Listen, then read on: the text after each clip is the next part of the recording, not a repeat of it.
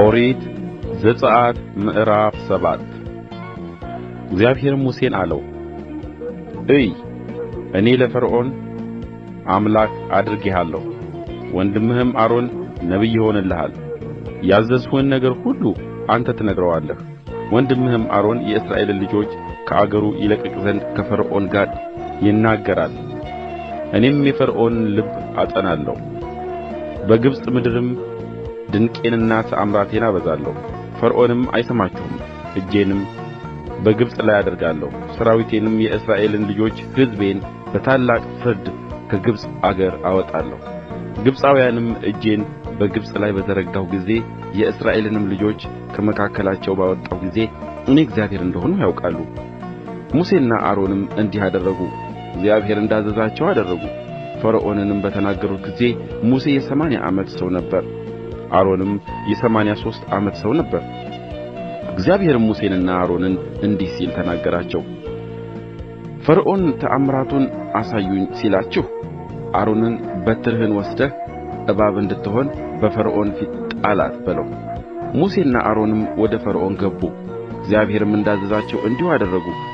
አሮንም በትሩን በፈርዖንና በባሪያዎቹ ፊት ጣለ፣ እባብም ሆነች። ፈርዖንም ጠቢባንና መተተኞችን ጠራ፣ የግብፅም ጠንቋዮች በአስማታቸው እንዲሁ ደግሞ አደረጉ። እያንዳንዳቸውም በትራቸውን ጣሉ፣ እባቦችም ሆኑ። የአሮን በትር ግን በትራቸውን ዋጠች። እግዚአብሔር እንደ ተናገረ የፈርዖን ልብ ጸና፣ አልሰማቸውም። እግዚአብሔርም ሙሴን አለው፣ የፈርዖን ልብ ደነደነ፣ ሕዝቡንም ለመልቀቅ እንቢ አለ። ማልደህ ወደ ፈርዖን ሂድ፣ እነሆ ወደ ውኃ ይወጣል፣ ትገናኘውም ዘንድ በወንዝ ዳር ትቆማለህ።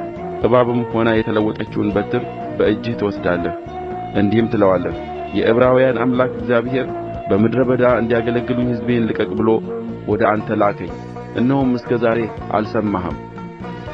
እግዚአብሔር እንዲህ ይላል፣ እኔ እግዚአብሔር እንደሆንሁ በዚህ ታውቃለህ። እነሆ እኔ የወንዙን ውኃ በእጄ ባለችው በትር እመታለሁ፣ ውኃውም ተለውጦ ደም ይሆናል። በወንዙም ያሉት ዓሦች ይሞታሉ፣ ወንዙም ይገማል፣ ግብፃውያንም የወንዙን ውኃ ለመጠጣት ይጠላሉ።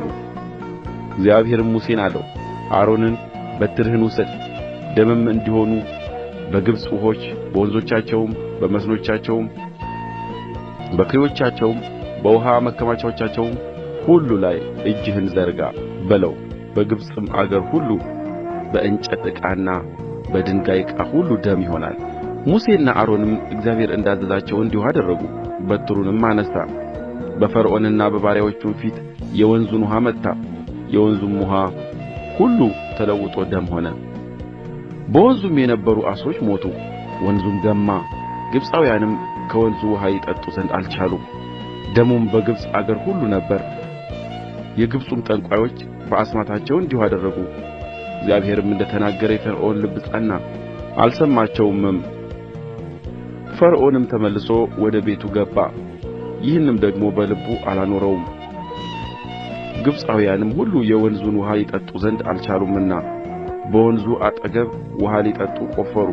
እግዚአብሔርም ወንዙን ከመታ በኋላ 7 ቀን ተፈጸመ።